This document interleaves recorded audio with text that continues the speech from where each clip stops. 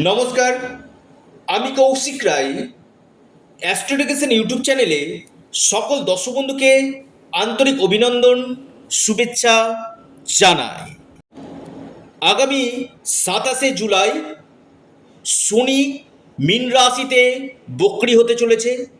এই বক্র শনি কি ফল দিতে চলেছে মকর রাশির উপর, আজকের এই ভিডিওতে আমি বিস্তারিত আলোচনা করব। এবং বকরি হচ্ছে রেবতী নক্ষত্রে, এবং 10ই অক্টোবর পর্যন্ত রেবতী নক্ষত্রে বকরি থাকছে, এবং 10ই অক্টোবরের পর উত্তর ভাদ্রপদ অর্থাৎ নক্ষত্রে শনি বকরি হচ্ছে। এর কি প্রভাব মকর রাশির উপর পড়তে চলেছে আমি বিস্তারিত আলোচনা করব। দেখুন, অনেক আপনারা ভিডিও শুনেছেন। দেখুন, আমি আজকের যে কথাটা আপনাদেরকে বলবো একদম সাদাকে সাদা, কালোকে কালো, অর্থাৎ এখানে কোনো মন সন্তুষ্টি করার আলোচনা না। একদম আপনাদেরকে যে কথাগুলো বলবো সেটা আপনার সাথে কিন্তু ঘটবেই ঘটবে, খুব দায়িত্ব নিয়ে বলছি। যদি আপনার জন্মকুণ্ডলিতে শনি খারাপ থাকে বা শনি ভালো থাকে, তার ফল আপনারা কি পাবেন, কি উপায় করতে হবে, অবশ্যই আমি জানাবো। দেখুন, শনি হচ্ছে কর্ম ফলদাতা কারক গ্রহ, আপনারা প্রত্যেকেই জানেন। আমার কাছে প্রচুর মেসেজ এসছে যে সব থেকে কৌশিকদা 12টি রাশির মধ্যে মকর রাশি সব থেকে খারাপ, এই রাশির জীবনে কেন দুঃখ, এই রাশির জীবনে কেন কষ্ট। দেখুন, আমি এই কথা বারবার বলি, মকর রাশি হচ্ছে এই যে রাশি চক্র রয়েছে না, ঠিক দশম স্থানটা কিন্তু পেয়েছে। দশম স্থান হচ্ছে কর্ম। এদের এই মকর রাশিদেরকে নিজেদেরকে কিন্তু পরিশ্রম করে জীবনে কিন্তু প্রতিষ্ঠা পেতে হয়। এবং এরা মকর রাশি আমি দেখেছি যে কোনো কাজে যখন এরা হাত দেয় কিনা, সেই কাজ শেষ না হওয়া পর্যন্ত কিন্তু এটা ছাড়ে না মকর রাশি, খুব দায়িত্ব নিয়ে বলছি। এবং ইগো এবং সেন্টিমেন্ট এদের মধ্যে একটু বেশিই থাকে, ইগো সেন্টিমেন্টটা বেশি থাকে, এবং এরা যথেষ্ট কর্মঠ হয়, এবং এদের মধ্যে আদর্শ কিন্তু থাকে। খুব দায়িত্ব নিয়ে বললাম কথাটা।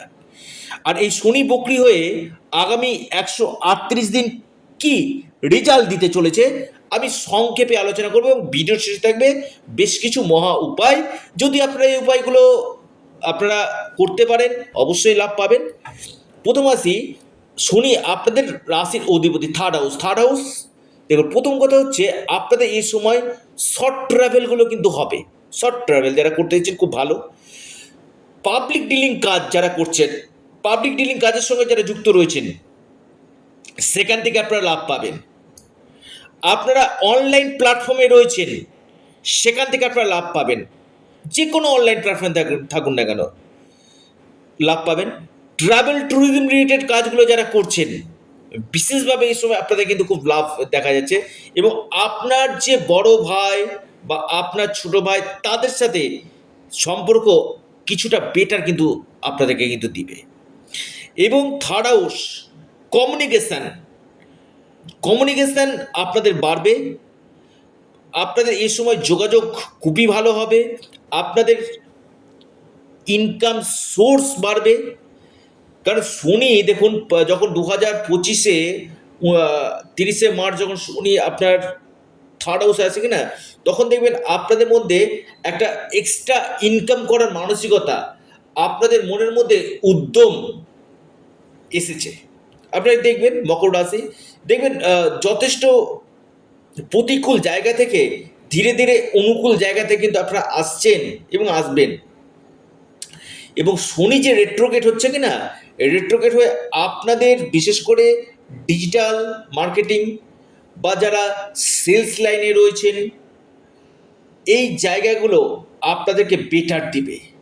এবং ফরেন থেকেও আপনাদের এই সময় লাভ নিশ্চিত রূপে কিন্তু দিতে চলেছে। এবার আসি, মকর রাশির পঞ্চম হাউসে দৃষ্টি দিচ্ছে। দেখুন, পঞ্চম হাউসটা কি, প্রথমে আমি বলি পঞ্চম হাউস হচ্ছে আমাদের শিক্ষা। দেখুন, উচ্চ শিক্ষা ক্ষেত্রে খুবই ভালো। আমি বলবো যারা হায়ার এডুকেশন করতে চাইছেন, তাদের ক্ষেত্রে কিন্তু খুব ভালো ফল দিবে। তবে যেহেতু পঞ্চম ভাব স্টমাক রিলেটেড সমস্যা, পেটের সমস্যা, আপনাদেরকে কিন্তু ভোগাবে, স্টমাকের সমস্যা দিবে, পেটের সমস্যা। আমি বলবো আপনারা যতদিক পারবেন বাইরের জাঙ্ক ফুড এবং ফাস্ট ফুডটা আপনারা এড়িয়ে চলুন, কারণ পেটের লিভারের সমস্যা আপনাদের এই সময় কিন্তু বাড়বে। তবে প্রেমের ক্ষেত্রে আমি বলবো ভালো, যাদের সম্পর্কগুলো ব্রেকআপ হয়ে গেছিল না, সেই সম্পর্কগুলো ধীরে ধীরে ধীরে ধীরে কিন্তু আপনাদের ভালো কিন্তু হবে।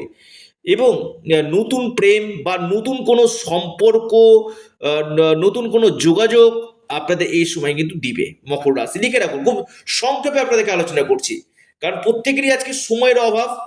প্রত্যেকেরই একটা ভিডিও শুনতে দেখা গেল 15 মিনিট, 20 মিনিট, 30 মিনিটে যদি ভিডিও করি কিনা, প্রত্যেকের একটা সময়ের অভাব রয়েছে। তো ছোট্টর মধ্যে আপনাদেরকে আমি এক্সপ্লেন করব, যেটা আপনাদের যেটুকুটা প্রয়োজন সেইটুকুটা টুটা পয়েন্টে আমি কিন্তু আপনাদের সামনে তুলে ধরতে চলেছি। তবে আকস্মিক কোনো জায়গা থেকে ধন প্রাপ্তির প্রবল সম্ভাবনা আমি দেখতে পাচ্ছি, লিখে রাখুন। এবং যেহেতু আপনাদের রাশির অধিপতি আপনার ভাগ্যভাবকে দেখছে এবং আপনার ভাগ্যপতি নক্ষত্রে রেবতী নক্ষত্রে অবস্থান করছে, আমি বলবো আপনাদের ভাগ্যক্ষেত্র প্রবল হতে চলেছে। বা আপনাদের এই সময় ভাগ্যের সাপোর্ট আপনারা পাবেন। আপনাদের পেন্ডিং হয়ে গেছে সেই কাজগুলো আপনাদের হবে, পেন্ডিং হয়ে গেছে বা কোনো জায়গাতে আপনি অর্থ পেতেন, সেই অর্থ আপনার রিকভারি হবে, লিখে রাখুন।